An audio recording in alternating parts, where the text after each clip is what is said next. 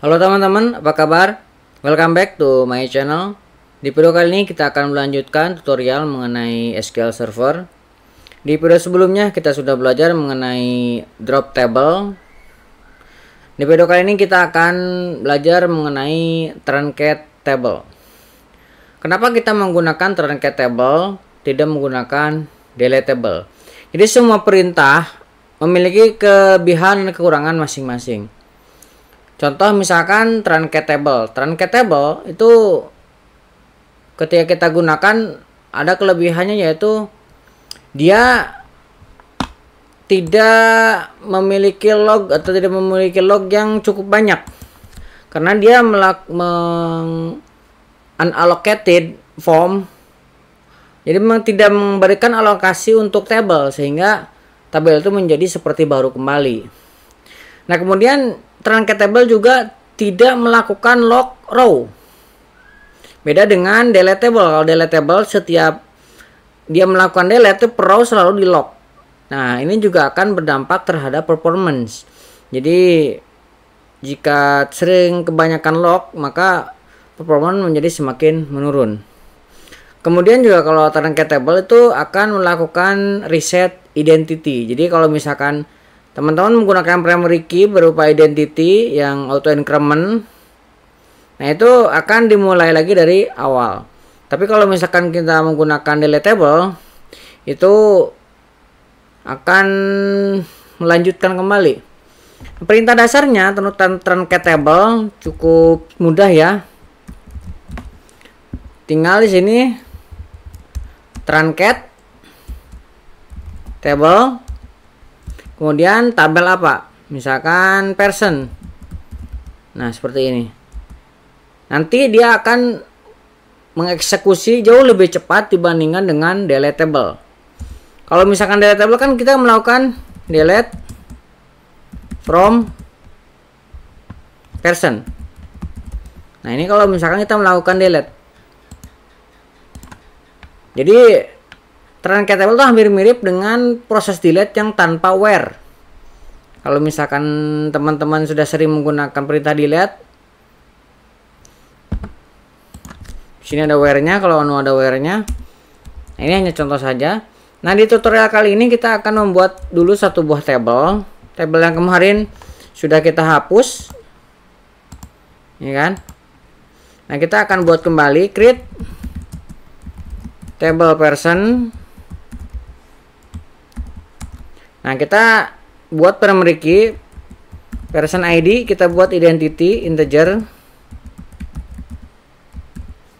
Identity nggak boleh kosong. Nah, kemudian first name ini varchar 50. Ini juga sama, tidak boleh kosong. Kemudian middle name ini sama, saya buat varchar 50. Nah, untuk last name ini juga karena sama, saya copy ke bawah. Last name ini tambahkan koma, ini juga tambahkan koma. Kemudian DOB, tipenya date of birthday. Ini kita create dulu, run. Oke, sudah berhasil. Kalau kita refresh, ini sudah terbentuk ya tabel person. Kemudian kita lakukan insert into person. Ini menyatu, kurang spasi ya. Yang akan kita tambahkan first name, middle name, last name, DOB. Nah, kemudian karena kita akan agak banyak ya, value-nya misalkan accept, yang ini null, Nurudin. Kemudian ininya 2003 02 misalkan 23. Oke, kita copy ke bawah. Ini tinggal kita ganti saja Joko Pertomo ininya tahun 2000 misalkan. Kita duplikat lagi ke bawah. Ini Pudin. Ininya saya buat 0. Nah, ini kita blok, kemudian kita run. Nah, ini sudah berhasil. Kalau misalkan kita select bintang from person, maka ini sudah ada 3 record. Nah, seperti ini ya. Person ID-nya identity auto increment. Nah, sekarang bagaimana kalau misalkan kita melakukan delete? Nah, kalau kita melakukan delete tadi adalah ini salah satu kelebihannya adalah reset identity. Kalau ngedelete-nya hanya 1-2 ini nggak terlalu berasa, tapi kalau udah ribuan record, ini akan berasa perbedaan antara truncat dan delete gitu. Nah, kita akan contohkan saja ini, anggap saja lah berasa lah. Misalkan ini saya delete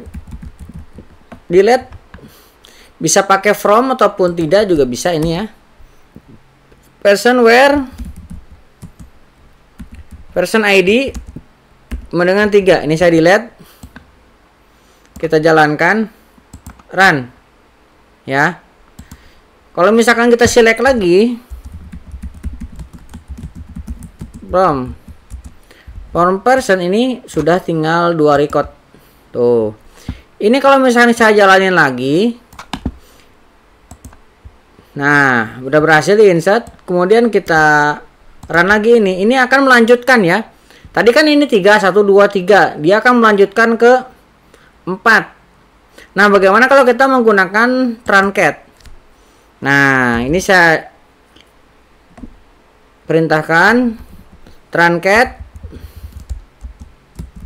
table. Nah, tabel apa? Person. Nah, ini seperti kita mendelete all ya. Truncat table, kita run, des, berhasil. Kalau kita lihat ini recordnya 0.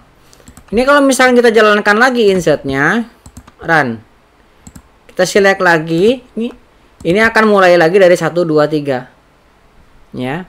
Tapi kalau misalkan kita delete tanpa where, ini saya delete tanpa where, sudah berhasil. Ini isinya kosong, kita insert lagi, ini akan melanjutkan. Kemudian saya select 4, 5, 6. Nah, itu perbedaan antara truncat dengan delete. Kalau performance-nya karena cuma 3 record tidak terlalu berasa ya, tapi kalau misalkan sudah ribuan record ini akan berasa.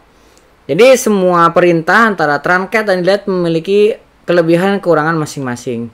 Sesuaikan saja dengan kebutuhan teman-teman. Oke, mudah-mudahan teman-teman mengerti kenapa kita menggunakan truncat. Buat teman-teman yang belum subscribe, jangan lupa subscribe dan nyalakan tombol loncengnya. Sampai ketemu di video selanjutnya.